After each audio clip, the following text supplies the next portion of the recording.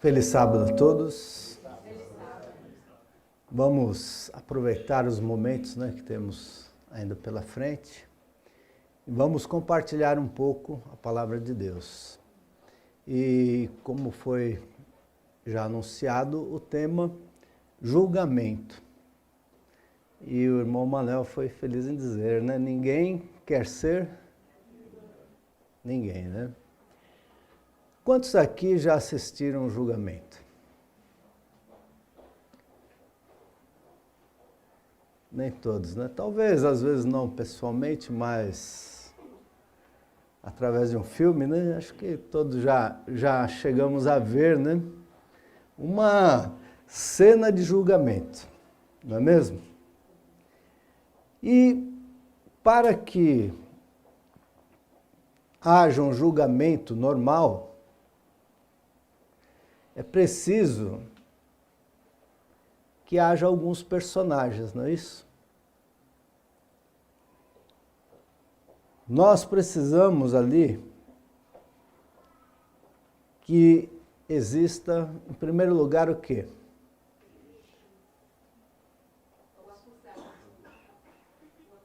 Um acusado. Se não tiver um réu, um acusado, não vai precisar de julgamento, correto? Então, o primeiro passo precisa que tenha um réu. E depois, em seguida, o juiz, Alguém que julgue o caso. Mas também é preciso o que mais? Um advogado. Um advogado que venha fazer a defesa do réu, do acusado. E também um advogado que faça a acusação contra o réu, o procurador, correto? Então, para um julgamento, é necessário essas pessoas, mas não só essas, ainda precisa de mais alguém, As testemunhas. E normalmente costuma ter também um escrivão, Para que haja um julgamento. E uma vez que existe alguém para ser julgado, Então é necessário que se forme esse julgamento. Agora que nós já temos, todas essas pessoas que compõem o julgamento, então já podemos ter o início de um julgamento. Tá certo?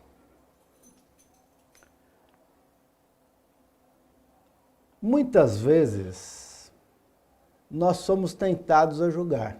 Somos ou não? Isso diariamente. Eu falo por mim mesmo, não estou apontando aqui para ninguém, Mas nós somos diariamente tentados a julgar. E tem muitas coisas que precisam ser julgadas mesmo, não é isso? Por quê? Se você não fizer nenhum julgamento, você pode estar tomando decisões erradas, decisões precipitadas, não é mesmo? Então você precisa fazer uma análise desta ou daquela situação para não tomar um julgamento errado, uma decisão errada. Agora, quando se trata de pessoas e suas ações, as coisas já mudam um pouco,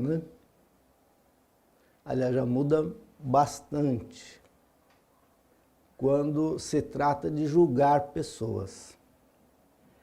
E o nosso Senhor Jesus, Ele fez uma advertência muito importante.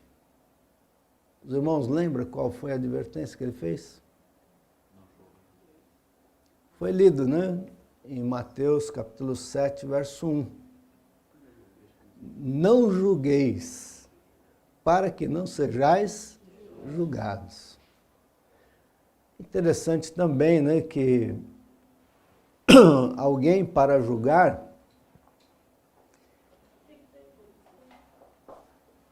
como é que a irmã disse? Tem que ter um curso, né? Tem que fazer alguns anos de estudo, não é isso? E é uma coisa muito séria, né? E por que Jesus disse, não julgueis, né? Porque normalmente nós temos esse hábito de julgar as pessoas. Isso é uma tentação, vamos dizer assim, né? É uma tentação. E uma vez que nós permitimos que esse hábito se forme em nós, agora precisa de uma luta tremenda para vencer, não é isso?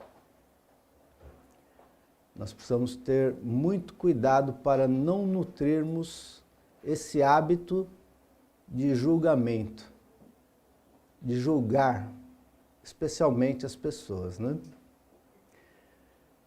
Eu confesso que eu já julguei muitas pessoas e me arrependo por isso. Já pedi perdão a Deus, né? Porque a gente chega à conclusão que não estamos preparados para julgar ninguém, não é mesmo?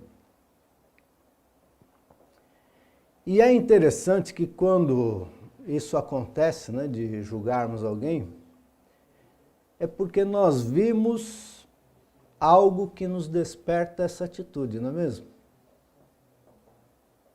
Às vezes você vê uma determinada cena, determinado caso, e você vai fazer o quê? Já vai te fazer um julgamento. Né? E eu gostaria aqui de citar 2 exemplos de casos de julgamento. Certa ocasião, alguém viu uma irmã saindo de um açougue. Aqui é talho, né? Talho. Alguém saindo do talho. Uma irmã nossa saindo do talho. E saía com um pacotinho em sua mão, né? De carne. Nossa, o talho vende carne, né? E ela saiu com esse pacotinho de carne. Pronto. Foi tudo que a pessoa que viu precisava para fazer o julgamento, né? Não é nosso costume usar carne, né, como alimento. E agora, aquela pessoa viu a irmã saindo e falou, está comendo carne. E qual foi a atitude?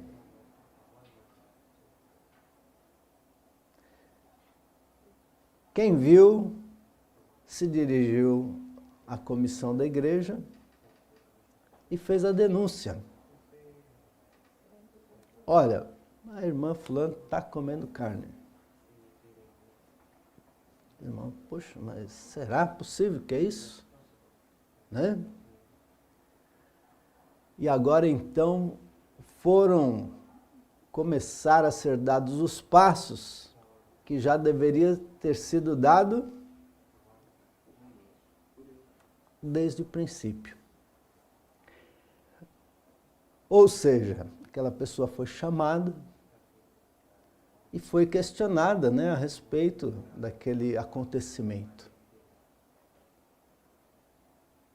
O que aquilo significava, né? Deixou de crer que nós não devemos comer carne? O que aconteceu? Por que houve aquilo, né? E Depois de feita aquela averiguação, descobriu-se que o cãozinho da irmã não era vegetariano.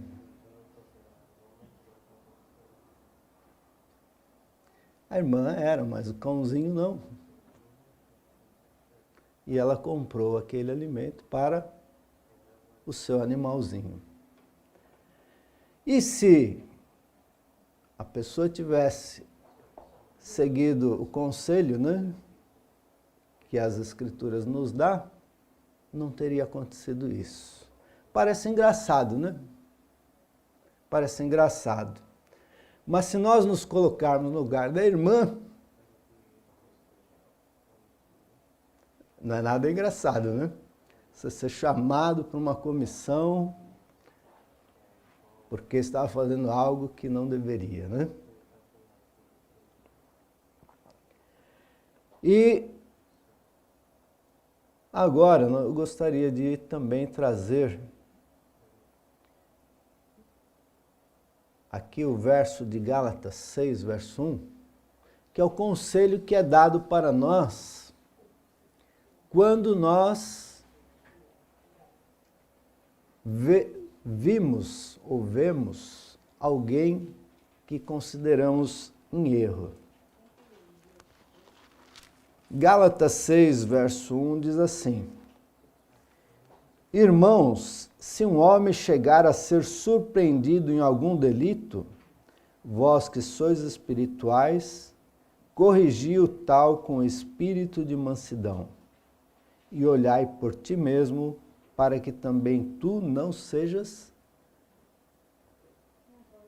tentado, né? Então, muitas vezes, nós vemos alguém que julgamos estar em erro.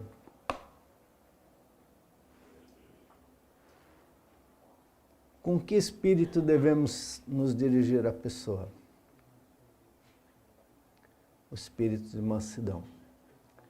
Mas, em primeiro lugar, é fácil você chamar a atenção de alguém? Ir corrigir alguém? É mais fácil nós contar para alguém, né, que nós vimos alguém fazendo um erro, do que ir diretamente com a pessoa e dizer, olha, isso aqui está errado. Será que dá para mudar? Por que está acontecendo isso? Né? Então é mais fácil nós nos dirigirmos a outras pessoas ao invés da pessoa ofendida. Tem mais um verso aqui que eu gostaria de ler com os irmãos, que se encontra em Mateus 18, verso 15.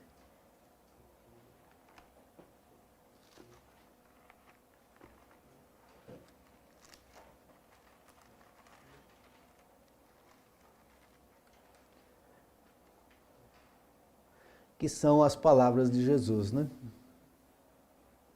Ora, se teu irmão pecar, vai e repreende-o entre ti e ele só. E se te ouvir, terás ganho teu irmão. Então vai, é o passo que nós devemos dar. Eu confesso que eu já muitas vezes não fiz isso. Deveria ter feito, não fiz. E não é bom, né, quando nós fazemos errado, né? Quando não seguimos as instruções, às vezes o resultado não é o que gostaríamos que fosse, né? Que esperávamos. Então, aqui tem mais esse conselho para nós. E isso muitas vezes acontece, né? Porque nós não vigiamos. Não vigiamos o quê? Nossos pensamentos, não é mesmo? Às vezes nós vigiamos as pessoas, né? Mas não vigiamos nossos pensamentos. Então, às vezes, agimos precipitadamente. Falamos primeiro e só depois que vamos questionar, vamos perguntar, vamos fazer o que deveria, né? Agora, um segundo exemplo. Esse exemplo é de um aluno e uma professora. Talvez tenha alguns professores, né? E aqui acho que quase todos já foram alunos, né? Se não todos, né? E esse aluno, ele começou a ir para a escola ainda pequeno, né? E a professora notou que ele era diferente das demais crianças.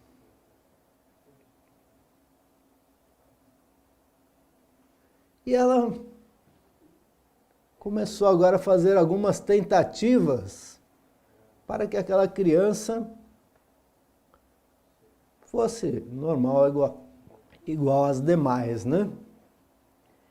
E essas tentativas foram frustradas em tentar ajudar, né? E o que ela resolveu fazer? A professora escreveu uma carta. Fechou, colocou no envelope, entregou para o menino e disse, olha, entrega para sua mãe. E o menino pegou e levou para a mãe, né? Não abriu nem nada, levou para a mãe. E aquela mãe, né, quando leu a carta,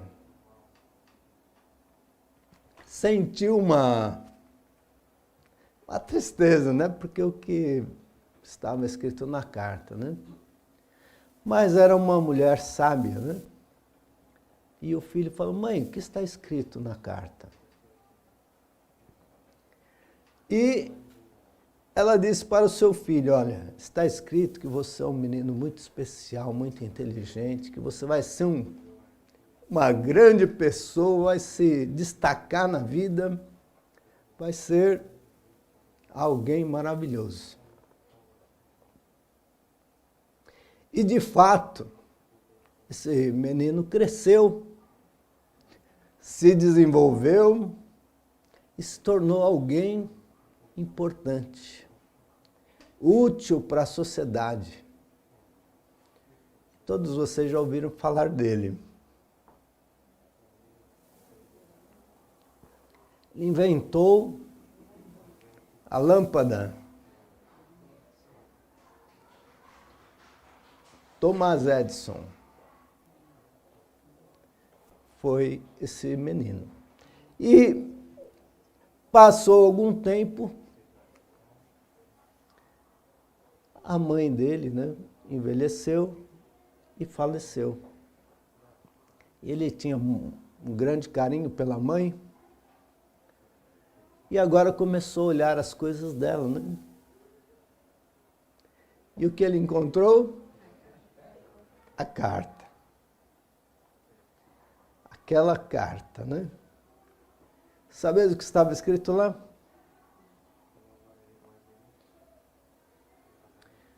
Olha, tira o seu filho da escola porque não tem condições. Esse menino não vai servir para nada. Já pensou? O menino era muito questionador, muito complicado, né? E a professora concluiu que ele não seria útil para nada. Olha o perigo do julgamento. É complicado julgarmos, muito complicado. Normalmente erramos. Normalmente erramos.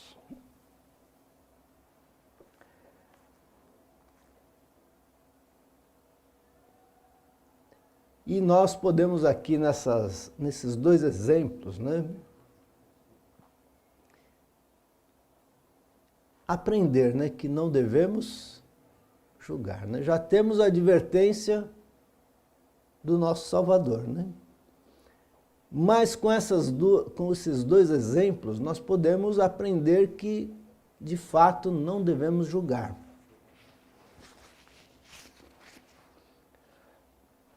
Como já foi dito, né, para fazer o julgamento de alguém é necessário que você faça um curso, uma faculdade, uma pós-graduação, uma série de estudos, né, para que você julgue corretamente. E mesmo assim, o que acontece? Muitos juízes erram no julgamento. Pecam no julgar.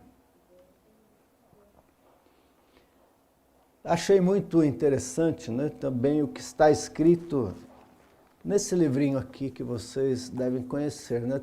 Toda vez que nós saímos, nós vimos ele ali na prateleira, né? Eu já tinha lido esse livro, é um livro muito interessante, eu aconselho vocês lerem também. E aqui na página 103, diz assim, olha: o esforço de obter a salvação pelas próprias obras leva inevitavelmente os homens a amontoar exigências como uma barreira contra o pecado. Então, veja bem, o esforço para obter o quê? A salvação através de quê? Das obras. Alguém vai se salvar pelas obras? Ninguém. Ninguém vai dizer, né? Olha, eu fiz isso, eu fiz aquilo. Eu mereço ser salvo. Ninguém vai dizer isso. Né? Não quer dizer, claro, né? Bom, então não precisamos fazer nada. Não é isso que quer dizer também. Mas se fazemos alguma coisa, por que fazemos? Por amor. Porque Ele primeiro nos amou. Então não é porque se eu fizer eu vou merecer, né? Não. Mas nós fazemos porque amamos. Alguém já me disse, né? Mas na sua igreja você tem que... Não pode fazer isso, não pode fazer aquilo, você faz isso, faz aquilo. Então você só faz o que os outros mandam? Não. Eu faço o que eu quero. Eu quero fazer a vontade de Deus, por isso que eu faço. Senão não faria. Deus não nos obriga a fazer nada. E ainda diz aqui, pois vendo que a falha no observar a lei, ou melhor, vendo que falham no observar a lei, imaginam regras e regulamentos eles próprios para se obrigarem a obedecer. Tudo isso desvia a mente de Deus para quem? Para si mesmos. Seu amor extingue-se-lhes no coração, e com ele perece o amor para com seus semelhantes. Então, se por um acaso, né, queremos criar regulamentos, né, para não pecarmos, isso acaba extinguindo de nós o amor, né? E acaba fazendo com que nós percamos também o amor pelos nossos semelhantes. Diz aqui que um sistema de invenção humana, com suas múltiplas exigências, induz seus adeptos a julgar a todos quantos faltem à prescrita norma humana. Então, a pessoa passa a julgar, né? Passa a tomar o lugar de quem? Do juiz. E diz aqui que a atmosfera de crítica egoísta e estreita sufoca as nobres e generosas emoções, fazendo com que os homens se tornem egocêntricos, juízes e mesquinhos espias. E isso não é bom, né? Não é nada bom. E diz ainda que desta classe eram os fariseus. Então, os fariseus dos tempos de Cristo eram homens que procuravam alcançar a salvação através das obras, dos méritos, né? Diz que saíam dos seus cultos religiosos não humilhados, com o senso da própria fraqueza, não agradecidos pelos grandes privilégios a eles concedidos por Deus. Saíam cheios de orgulho espiritual e seu tema era: eu mesmo, meus sentimentos, meus conhecimentos, meus caminhos. Saíam todos cheios de si próprios, né? Cheios do eu.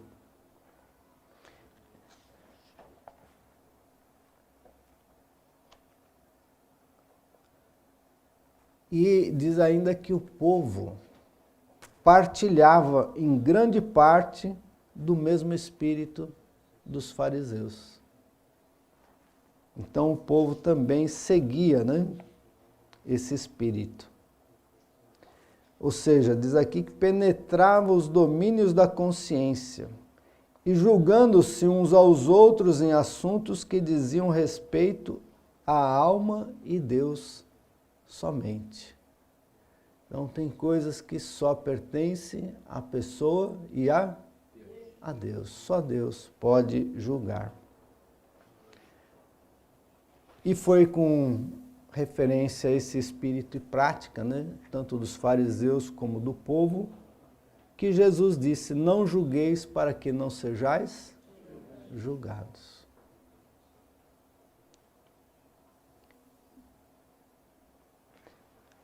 Ainda diz aqui na página 105 que aqueles que nunca experimentaram a contrição de uma completa entrega a Cristo não manifestam em sua vida a suavizadora influência do amor salvador.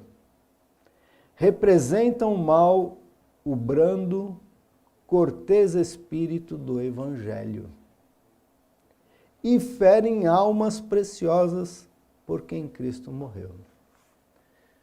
Então, quando nos falta, né, uma experiência com Cristo, um coração contrito, né, o que acontece? Representamos mal a Cristo. Representamos mal a Cristo. Pois não demonstramos a brandura, a cortesia e o verdadeiro espírito do Evangelho. E muitas vezes ferimos almas preciosas por quem Cristo morreu. E talvez agora a gente possa estar pensando: isso só dá certinho para fulano, para Beltrano, não é isso? Mas isso dá certinho para mim. Todas essas palavras dão exatamente como eu preciso. Não sei você, eu preciso dessas palavras. Correto? E que nosso querido Salvador Jesus, né, que hoje ele é advogado, não é isso? Hoje, como ele diz, Mateus 11, 28. Vinde a mim. É um verso que todos nós conhecemos, né? Jesus hoje ele está ali como advogado. Advogado de defesa. está de braços abertos, ansioso, esperando, né, que eu e você vamos a Ele, para que Ele possa nos defender. Aqui,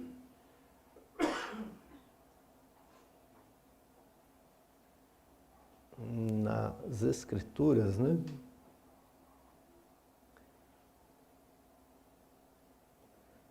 Deixa eu ver aqui, Romanos.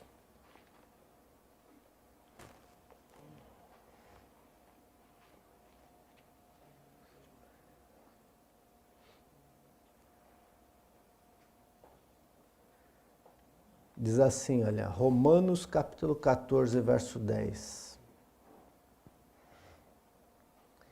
Mas tu, por que julgas teu irmão? Ou tu também, por que desprezas o teu irmão? Pois todos havemos de comparecer ante o tribunal de Deus, de Cristo.